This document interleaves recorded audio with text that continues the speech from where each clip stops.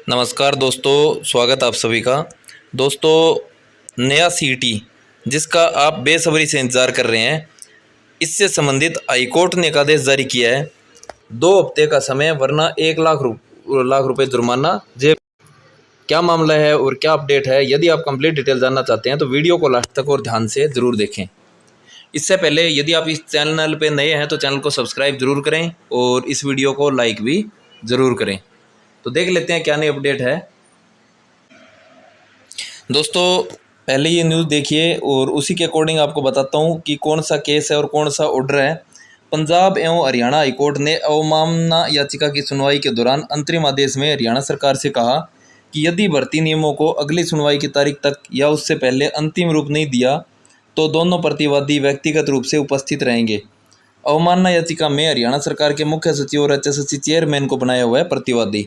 आपको बताना चाहूँगा 31 मई 2024 को एक फैसला आया था जिसके अंदर आपने देखा था कि 5 नंबर भी हटाए गए थे, सभी ग्रुपों को री एडवर्टाइज भी करने के लिए बोला गया था। इसके साथ आपने देखा 20 ग्रुपों का मामला भी निपट गया था, आ गया था सीध में, जिसका रिव्यू का केस चल रहा है। इसके साथ साथ हरियाणा सरकार को एचएसएससी को आदेश दिया गया था कि जो भर्तियाँ की जा रही है उनके रूल फ्रेम करने थे, नए नियम बनाने थे, जिसके अकॉर्डिंग पता चल सके कैंडिडेट को कि आगे क्या प्रोसेस होने वाला है और क्या क्या होने वाला है। लेकिन उसके लिए एचएसएससी को 6 महीने का टाइम दिया गया था और वो 6 महीना का टाइम है वो 30 नवंबर को पूरा हो चुका था, लेकिन एचएसएससी ने ये रूल फ्रेम नहीं किए थे। इसके चलते कुछ कैंडिडेट ने सीओसीपी लगाई थी, यानी कि अवमानना याचिका होती है वो लगाई थी, और उसमें ये बोला गया था कि रूल फ्रेम नहीं किए गए। और उस सीओसीपी के अंदर एचएसएससी ने जनवरी में जवाब दिया था कि हम अगले 4 हफ्ते में पूरे के पूरे जो भी ऑर्डर है उसको हम फॉलो कर लेंगे, यानी कि रूल फॉलो भी होने थे और बाकी जो भी है पूरा ऑर्डर हम 4 हफ्ते के अंदर फॉलो कर लेंगे।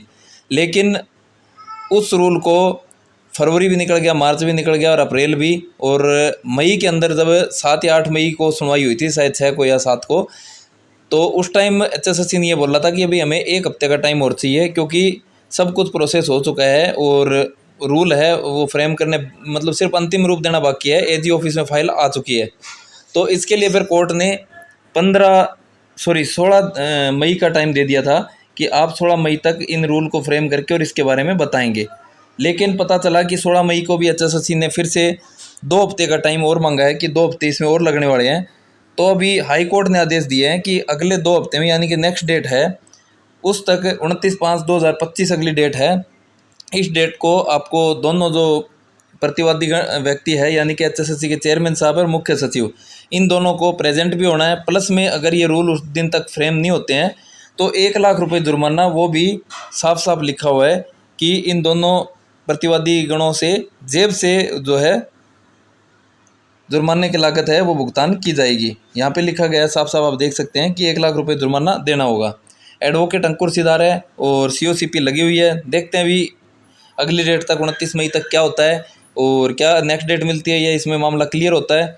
अब जहाँ तक लग रहा है कि कोर्ट में मामला चला गया तो 29/5/2025 से पहले आपका नए सीटी का नोटिफिकेशन आने के कोई भी चांसेस नहीं है, क्योंकि पहले ये रूल फ्रेम होंगे, उसके बाद ही आपका आगे का प्रोसेस शुरू हो सकता है। ये एक अपडेट थी। वीडियो को लाइक ज़रूर करें और चैनल को सब्सक्राइब ज़रूर करें।